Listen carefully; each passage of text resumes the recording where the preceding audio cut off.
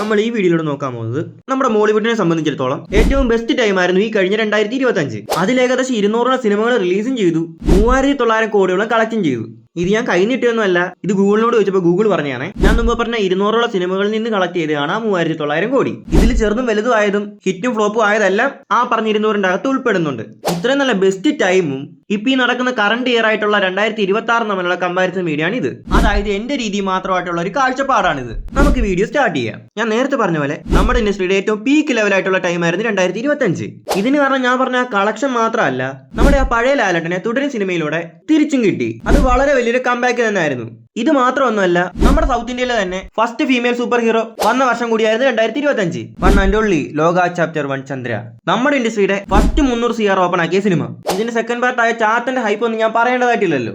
ഈ സിനിമയ്ക്കൊക്കെ ഹേറ്റേഴ്സ് ഉണ്ടോന്ന് പോലും അറിഞ്ഞൂടാ. അഥവാ ഉണ്ടെങ്കിൽ തന്നെ വളരെ ചുരുക്കം പേരായിരിക്കും. ഈ സിനിമകൾ മാത്രമൊന്നുമല്ല, തിയേറ്ററിൽ നിന്ന് അധികം കളക്ഷൻ ഉണ്ടാക്കിയിട്ടില്ലെങ്കിൽ പോലും പോസിറ്റീവ് റെസ്പോൺസ് മാത്രം നേടിയ എക്കോ മമ്മൂക്ക വില്ലൻ വേഷത്തിലെത്തി തകർത്ത് വരെ കളംകാവൽ, പിന്നെ ലോ ഹൈപ്പിൽ വന്ന് മികച്ച റെസ്പോൺസും 150 കോടി കളക്ട് ചെയ്യുകയും ചെയ്ത നമ്മുടെ സ്വന്തം നിവിൻ പോളിയുടെ സർവമയ, പിന്നെ പടക്കളം, രേഖാചിത്രം. ഹിറ്റായ സിനിമകൾ മാത്രം പറഞ്ഞാൽ പോരല്ലോ, ഫ്ലോപ്പും പറയണം.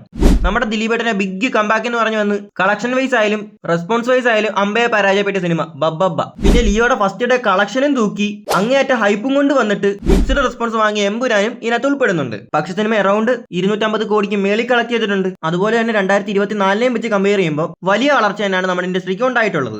എക്സാമ്പിൾ നോക്കിക്കഴിഞ്ഞാൽ 2024 അറൌണ്ട് 200 സിനിമകൾ റിലീസ് ചെയ്തിട്ടുണ്ടായിരുന്നു. പക്ഷേ കളക്ഷൻ വൈസ് നോക്കിക്കഴിഞ്ഞാൽ ഞാൻ വീഡിയോയുടെ തുടക്കത്തിൽ പറഞ്ഞ പോലെ 2025 3900 കോടിയും 2024 1700 കോടി മാത്രമാണ് കളക്ട് ചെയ്തത്. അതിൽ നിന്ന് തന്നെ നമുക്ക് മനസ്സിലാക്കാം നമ്മുടെ ഇൻഡസ്ട്രിക്ക് എത്രത്തോളം ഡിഫറൻസ് വന്നിട്ടുണ്ടെന്നും എത്രത്തോളം വളർച്ച വന്നിട്ടുണ്ടെന്നും. ഇനി നമ്മുടെ ഈ കറണ്ട് ഇയറിലോട്ട് നോക്കിക്കഴിഞ്ഞാൽ ലോകയെ പോലെ 300 കോടി കളക്ട് ചെയ്യുന്ന സിനിമ ഉണ്ടോ എന്ന് എനിക്ക് അറിഞ്ഞുകൂടാ. മേ ബി ദൃശ്യം 3 അല്ലെങ്കിൽ ആട് 3 എല്ലാം വന്നേക്കാം. പക്ഷെ ആ 2025 ഹ്യൂജ് കളക്ഷനെ നമ്മുടെ ഈ കറണ്ട് ഇയർ ബീറ്റ് ചെയ്യാൻ ചാൻസ് ഉണ്ട്. അതിനെപ്പറ്റി നിങ്ങൾക്ക് എന്താ തോന്നുന്നു താഴെ കമന്റ് ചെയ്ത് വെച്ചേക്കുക.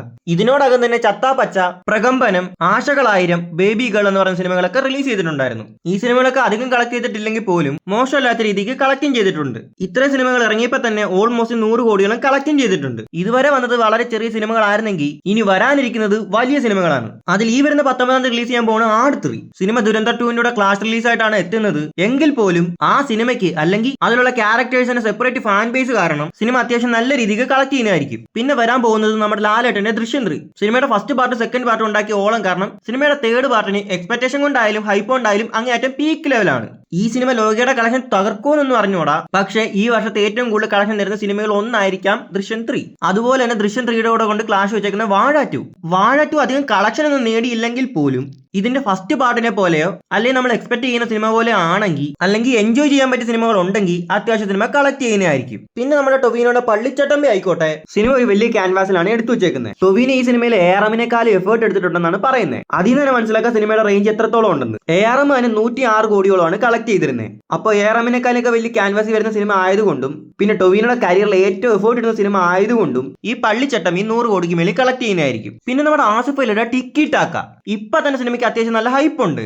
ഈ ഹൈപ്പിനൊത്ത സിനിമ ഉണ്ടെങ്കിൽ ഈ സിനിമയിൽ നല്ല രീതിക്ക് കളക്ഷൻ നേടുന്നതായിരിക്കും. പിന്നെ നമ്മുടെ പൃഥ്വിരാജിന്റെ ഖലീഫ, നമ്മുടെ രാജുവേട്ടൻ നായകനായി എത്തുന്ന ഈ സിനിമ ഗ്യാങ്സ്റ്റർ ടച്ചാണ് സിനിമ വരുന്നത്. പോരാത്തതിന്റെ സിനിമയിലെ ലാലേട്ടനും ഇത് എടുക്കേണ്ട രീതിയിൽ എടുത്ത് നല്ലൊരു ഗ്യാങ്സ്റ്റർ സിനിമയാണെങ്കിൽ സിനിമ അത്യാവശ്യം നല്ല കളക്ഷൻ നേടുന്നതായിരിക്കും. പിന്നെ പെപ്പയുടെ കാട്ടാളൻ സിനിമയുടെ ഒരു ട്രെയിലർ 1-2 മാസത്തിന് മുമ്പ് പുറത്തു വന്നിട്ടുണ്ടായിരുന്നു. ട്രെയിലർ വെച്ചൊരു സിനിമയെ വിലയിരുത്താൻ പാടില്ല, എന്നാലും ആ ട്രെയിലർ കാണുമ്പോൾ നന്നായിട്ട് മേക്ക് ചെയ്തിട്ടുണ്ടെന്നാണ് തോന്നുന്നത്. അതുകൊണ്ട് തന്നെ ഈ കാട്ടാളനും അത്യാവശ്യം നല്ല കളക്ഷൻ നേടാനായിട്ട് ചാൻസ് ഉണ്ട്.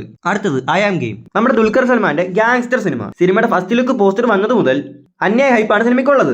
അതുകൊണ്ട് തന്നെ ആ ഹൈപ്പിനത്തെ സിനിമ ഉണ്ടെങ്കിൽ സിനിമയും അത്യാവശ്യം നല്ല കളക്ഷൻ നേടുന്നതായിരിക്കും. അടുത്തത് പേട്രിയറ്റ്, ഇതൊരു സൈഫൈ ത്രില്ലർ സിനിമയാണ്. ഇത്തരം സിനിമകൾക്കാണെങ്കിൽ ഹ്യൂജ് ഫാൻ ബേസ് ഉണ്ട്. ഈ കാരണം കൊണ്ട് പിന്നെ നമ്മുടെ ലാലേട്ടനും മമ്മൂക്കയും പിന്നെ മറ്റ് ലീഡ് ആക്ടേഴ്സും ഉള്ളതുകൊണ്ട് പിന്നെ സിനിമ അത്യാവശ്യം നല്ല റെസ്പോൺസും നേടിയ സിനിമ നല്ല രീതിക്ക് കളക്ഷൻ നേടുന്നതായിരിക്കും. സോളോ ആയിട്ട് അല്ലെങ്കിൽ പോലും മമ്മൂക്കയുടെ ഫസ്റ്റ് 100 CR ഓപ്പൺ ആവുന്നതും ആയിരിക്കും. പിന്നെ അവസാനമായിട്ട് ജയസൂര്യയുടെ കത്തനാർ ഈ വർഷം തന്നെ റിലീസ് ചെയ്യുന്നതാണ് അപ്ഡേറ്റുകൾ വരുന്നത്. ഈ വർഷം തന്നെ ആണെങ്കിൽ ഈ വർഷത്തെ തന്നെ ഏറ്റവും കൂടുതൽ കളക്ഷൻ തരുന്ന സിനിമയായിരിക്കും. പിന്നെ കത്തനാർ നീലിയെ തളച്ചിട്ട് അല്ലെങ്കിൽ ലോകയുടെ 300 CR എന്ന കളക്ഷൻ തകർത്തിട്ട് കത്തനാർ നമ്മുടെ ഇൻഡസ്ട്രിയുടെ ടോപ്പ് 1 കയറുന്നതായിരിക്കും. ഇത്രയും സിനിമകളാണ് ഈ വർഷം റിലീസ് ചെയ്യാൻ പോകുന്ന ഏറ്റവും വലിയ സിനിമകൾ. ഇതിൽ ഏതെങ്കിലും ഒക്കെ വിട്ടുപോയിട്ടുണ്ടെങ്കിൽ നിങ്ങൾ താഴെ ഒന്ന് കമന്റ് ചെയ്ത് വെച്ചേക്കുക. ഞാൻ ഈ പറഞ്ഞ സിനിമകൾ മാത്രമല്ല ഈ വർഷം റിലീസ് ചെയ്യാൻ പോകുന്നത്. മുൻ വർഷങ്ങളിലെ പോലെ 200 സിനിമകൾ കാണും. അത്യാവശ്യം പബ്ലിസിറ്റി നേടിയ സിനിമകൾ ഇവിടെ പറഞ്ഞത് മാത്രം. ഈ വർഷത്തെ എല്ലാ കളക്ഷനും 2025 ബീറ്റ് ചെയ്യുമെന്ന് അറിഞ്ഞുകൂടാ. മേ ബി ബീറ്റ് ചെയ്യുമായിരിക്കാം, ഇല്ലായിരിക്കാം. ആ കളക്ഷനേക്കാൾ കുറച്ചെങ്കിലും കൂടുതലാണെങ്കിൽ നമ്മുടെ ഇൻഡസ്ട്രി പിന്നെ വളർന്നുകൊണ്ടിരിക്കുകയാണെന്ന് വേണമെങ്കിൽ പറയാം. അപ്പോൾ ഇന്നത്തെ വീഡിയോ ഇത്രേ ഉള്ളൂ. വീഡിയോ ഇഷ്ടപ്പെട്ടാൽ ലൈക്ക് ചെയ്യുക, ഷെയർ ചെയ്യുക, സബ്സ്ക്രൈബ് ചെയ്യുക. പിന്നെ ചാനലിലുള്ള മറ്റ് വീഡിയോസ് കൊണ്ട് കാണാൻ വേണ്ടി ശ്രമിക്കുക. അപ്പോൾ ഓക്കെ ഫ്രണ്ട്സ്.